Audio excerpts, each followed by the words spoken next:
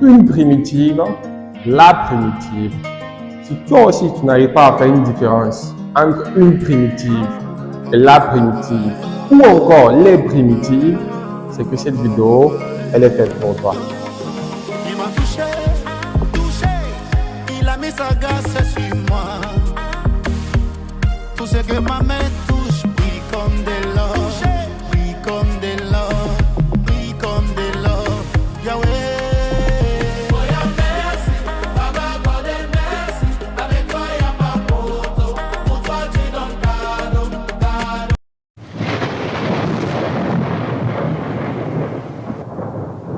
On y va. On va faire simple. On va faire simple. On va dériver 2x. Donc, si je fais ça. Alors, ça veut dire dérivée de 2x est égale à combien? Alors, la dérivée de 2x est égale à 2. N'est-ce pas? Très bien. Donc, on dira que 2 est la dérivée de qui? De 2x.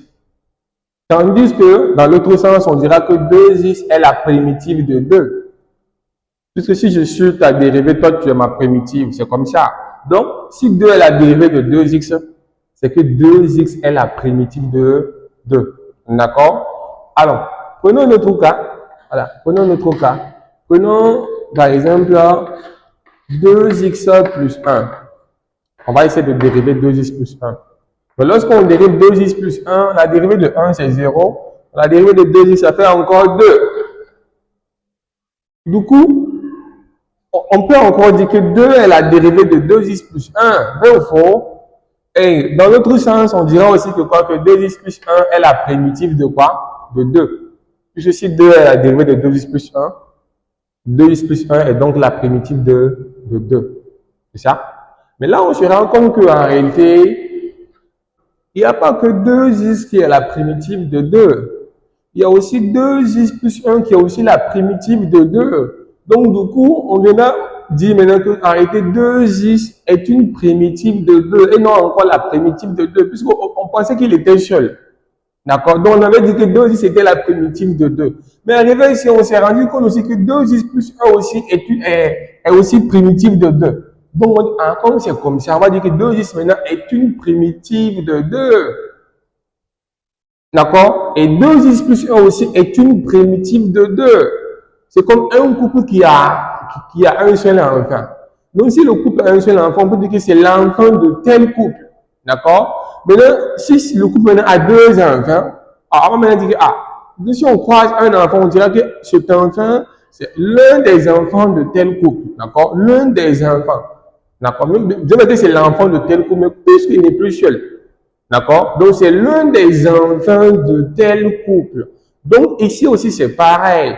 Puisque 2x est une primitive de 2, 2x plus 1 aussi est une primitive de 2. Même si je prenais, par exemple, 2x plus 2, par exemple, et que je dérive, ça me donne combien? Ça me donne encore 2. Ce qui veut dire que 2x plus 2 aussi peut être aussi une primitive de 2. Est-ce qu'on se comprend? Donc, de façon générale, toutes les primitives de 2 là, hein, toutes les primitives de 2, ou encore une primitive de 2, c'est tout simplement 2x plus c. D'accord? C étant un réel. Donc, on dit qu'une primitive de 2, c'est 2x plus c. C étant un réel. Donc, si c égale à 0, on aura 2x ici. Si c égale à 1, on aura 2x plus 1. Si c égale à 2, on aura 2x plus 2. Donc, on demande une primitive de 2, ça fait 2x plus c. Donc, vous ajoutez le c, tout en présent que c est élément de quoi? C est élément de R, d'accord? Et ça, on peut encore l'appeler encore l'ensemble des primitives ou encore les primitives de 2. Donc, les primitives de 2, c'est l'ensemble des primitives de 2 qui fait 2x plus a plus c. Est-ce qu'on se comprend? Donc, ça, c'est une primitive et ça, c'est encore les primitives. Maintenant, si on vous demande la primitive, il faudrait qu'on vous donne maintenant une condition.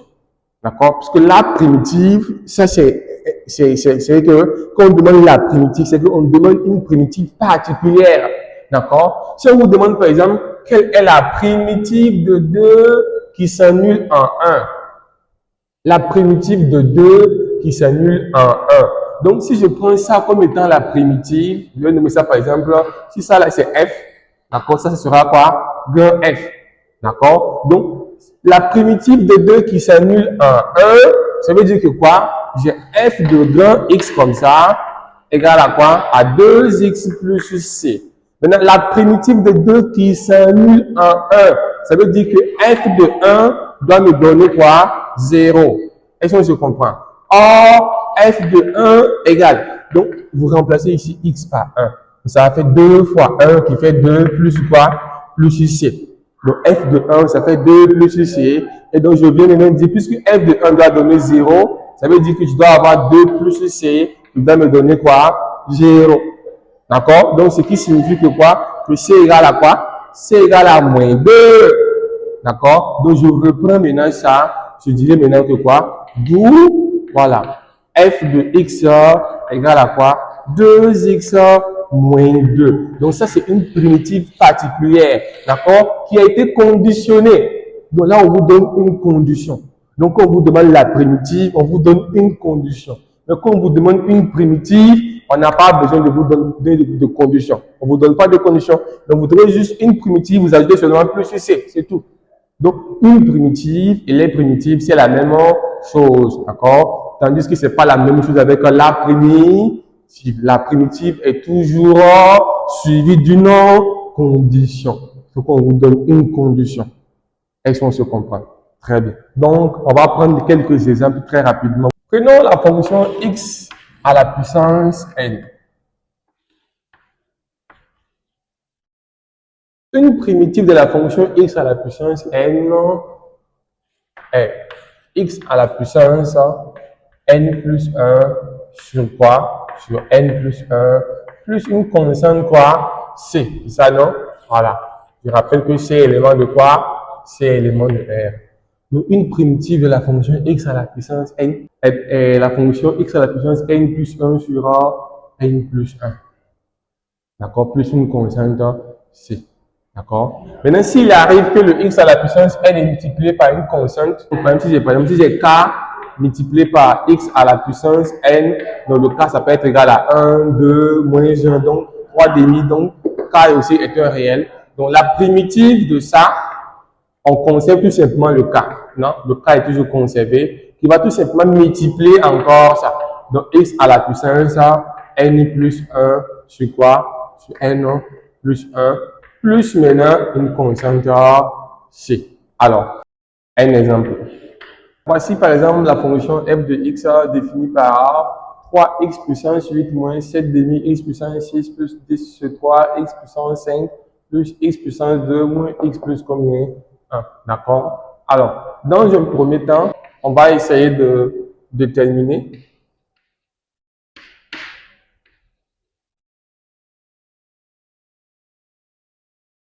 Donc, déterminons une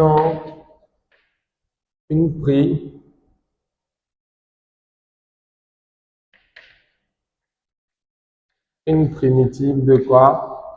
De f. D'accord? Voilà.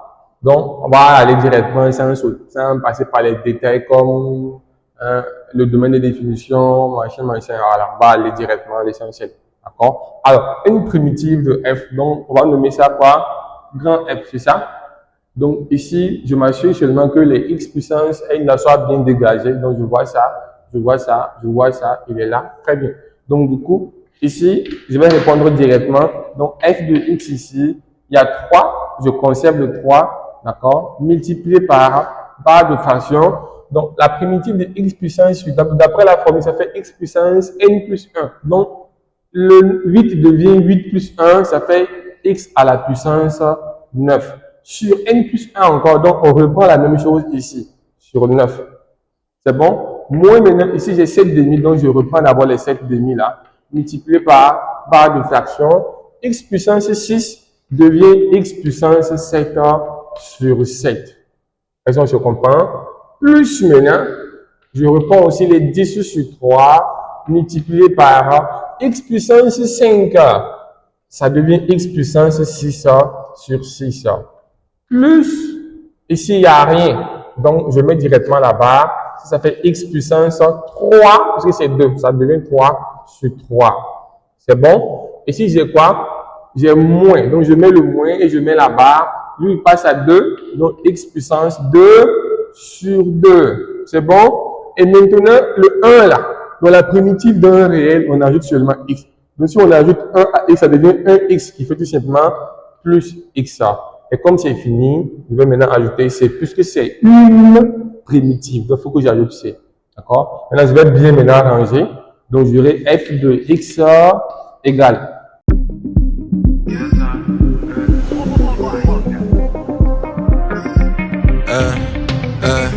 Get là, comme ça, elle est remplie, c'est full dedans, pas d'ops, laisse ça, on a fait tour de la ville en dedans.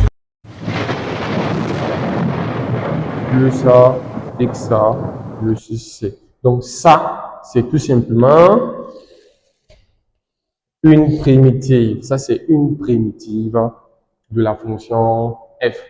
D'accord? On va maintenant essayer de trouver maintenant la primitive de la fonction f accompagnée d'une condition que je vais préciser. Si on vous demande la primitive, il faut qu'on donne une condition. Est-ce que je comprends? Très bien. Déterminons la primitive de f qui s'annule en 1. Donc, ici maintenant, c'est une primitive particulière qui s'annule en 1. Donc, autrement, il faut que vous arriviez à pouvoir interpréter ça. Mathématiquement parlant, qu'est-ce que ça veut dire? Parce que là, c'est donné en français classique qui s'annule en 1. Mais mathématiquement parlant, qu'est-ce que cela veut dire? Cela veut dire tout simplement que quoi? Que grand F de 1 doit donner 0. Plus qui s'annule en quoi? C'est le 1 là.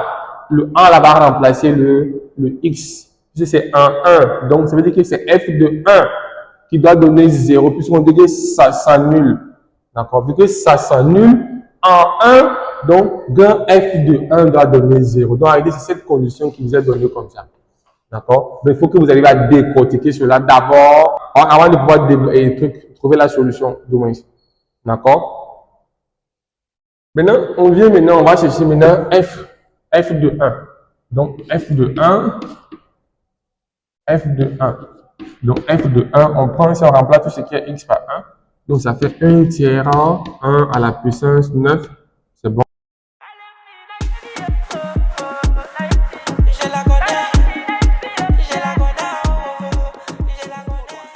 Là, je viens de remplacer tout simplement tout ce qui est x par 1 ici. Hein? D'accord? Donc, ça fait 1 tiers, 1, 9, moins 1 demi, 1, 7 plus 5 sur 9. D'accord? Ça, c'est 9. Hein? Plus 1 tiers, moins 1 demi, plus 1 plus 6. D'accord? Maintenant, on va maintenant essayer de calculer maintenant. Alors, donc, ici, si on essaie de calculer, comme 1 à la puissance quelque chose, ça fait encore 1. Donc, du coup, ça fait 1 tiers, d'accord, moins 1 demi. Donc, voilà ce que j'ai. D'accord? Donc, ce qu'on va faire ici, c'est quoi? C'est de réduire maintenant au même dénominateur. Donc, pour réduire ça au même dénominateur, c'est pas compliqué. Je vois 3, il y a 2 et il y a 9. D'accord? Je vois 3, 2 et puis 9.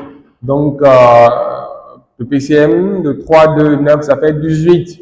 D'accord? Nous sommes en terminale, donc on ne va pas s'attarder sur ce que c'est qu'un PCM. Hein? Ça fait 18. Donc, je vais tout amener à 18. D'accord? Donc, je mets égal. Je mets la barre. Donc, pour avoir 18 ici, il faut multiplier 3 par 6. Donc, 6 en haut, 6 en bas. D'accord? Donc, si je multiplie en haut, ça fait 6 fois 1, ça fait 6. Moins, pour avoir 18 ici, il faut multiplier 2 par 9. 2 en haut, 2 en bas. Donc, 1 fois 9, ça fait 9. Alors, pour avoir 18 ici, il faut multiplier par combien? Par 2. 2 fois 9, ça fait 18. Donc, ça fait 2 fois 6, ça fait 10. Donc, plus 10. Pour avoir 18 ici, on multiplie aussi par 6. Puis ça et ça, c'est la même chose. Donc, ça fait plus 6. Pour avoir 18 ici, on multiplie par 9. Donc, ça fait moins 9. Ici, c'est 1. 1, c'est comme c'est 1 sur 1. On multiplie par 18. 18. Donc, plus combien? 18. D'accord? Voilà. Le tout sur 18 plus maintenant quoi? Plus maintenant C. D'accord? Plus maintenant C. je vais finir ici. Voilà, donc si je viens là, donc je vais avoir f de 1 égale, donc on va faire la somme rapidement, on va voir ce que ça va donner. Là maintenant on va essayer de calculer ça rapidement pour voir ce que ça donne, puisque je vois qu'il y a moins 9, ça fait moins 18, d'accord, et j'ai plus 18 ici, ça veut dire que quoi, moins 9, moins 9, ça fait moins 18, plus 18, donc ça va partir, ça part avec ça et ça, donc il va rester quoi, il va rester 10, 6. Donc, or 6, ça fait 12. 12 plus 10, ça fait 22. Combien? 22 sur 18. Très bien. Donc, ça me fait 22 sur 18 plus C. Ce qui est égal. Alors, 22 sur 18, on peut simplifier par 2. Ça va faire 11 sur combien? 11 sur 9 plus C. Donc, ça, c'est le f de 1 comme ça. Ça va, non? Or, on avait dit au départ que quoi? Que f de 1 doit donner quoi? Doit donner 0. Donc, ce qui veut dire que quoi? On doit avoir 11 sur 9 plus C égale à 0. Ce qui veut dire que quoi? Que C, ça fait moins 11 sur 9. Donc, quand on demande une primitive là, il faut trouver la valeur de C qui correspond. Est-ce qu'on se comprend? Voilà, il faut trouver la valeur de C qui correspond, tout simplement. Donc, maintenant, et la solution, c'est quoi? Donc, vous reprenez tout simplement grand F. D'accord? Voilà. Donc, j'enlève ça. Donc, ici, j'aurai maintenant grand F de X. C'est la primitive recherchée. Ça fait quoi?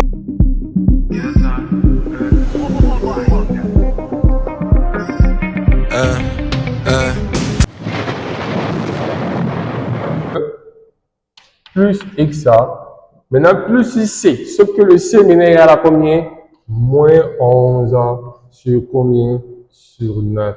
Donc, vous voyez, ça c'est la seule primitive qui vérifie la condition qui a été donnée. C'est la seule primitive, il n'y a pas deux. Donc, quand on vous demande de trouver la primitive, c'est toujours accompagné par une condition. Et vous devez exploiter cette condition pour trouver la valeur de C que vous devez revenir plus tard remplacer.